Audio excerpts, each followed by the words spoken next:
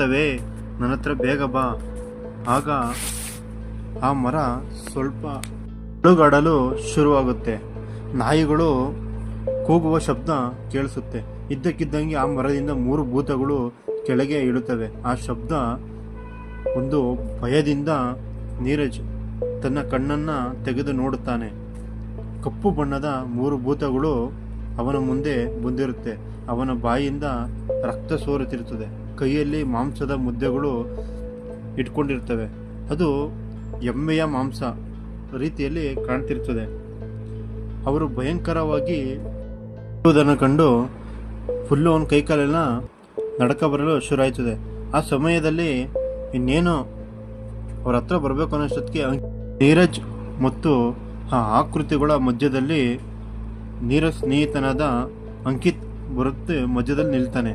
ಅಂಕಿತ್ ಬಂದಾಗ 3 ಆಕೃತಿಗಳು ಹೆದರಿ ಓಡಿ ಹೋಗುತ್ತೆ.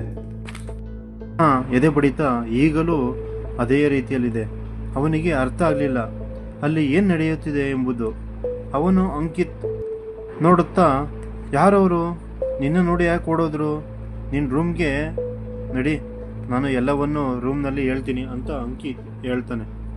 ಅಂಕಿತ್ ಅವನನ್ನು ಕರೆದುಕೊಂಡು ಹಾಸ್ಟೆಲ್ ರೂಮ್ಗೆ ಕರ್ಕೊಂಡು ಹೋಗ್ತಾನೆ. ಆದರೆ ನೀರಜ್ ಏನೇನೋ ಓಡಾಡ್ತಿರ್ತದೆ. ಆಗ ನೀರಜ್ ಹಾಸ್ಟೆಲ್ ರೂಮ್ಗೆ ಒಳಗಡೆ ಕರ್ಕೊಬಂದು ಅಂಕಿತ್ಗೆ ನೀರು ಕೊಡ್ತಾನೆ, ಒಂದು ಲೋಟ. ಆಗ ಅಂಕಿತ್ನ ನೋಡ್ತಾನೆ. ನಾನು ಬದುಕಿಲ್ಲ ಅಂಕಿತ್, ನಾನು ಹೋದ ವರ್ಷನೇ ಸತ್ತು ಹೋಗಿದ್ದೇನೆ.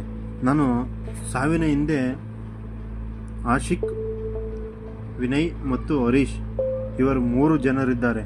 ಭಯಪಟ್ಟುಕೊಂಡು ಕೇಳ್ತಿರ್ತಾನೆ. ಅವನ ಹೃದಯ ಬಡಿತ ಸಾಮಾನ್ಯವಾಗಿದ್ದು ಮತ್ತೆ ಜೋರಾಗಿ ಬಡಿದುಕೊಳ್ಳೋಕ್ಕೆ ಶುರು ಆಯ್ತು.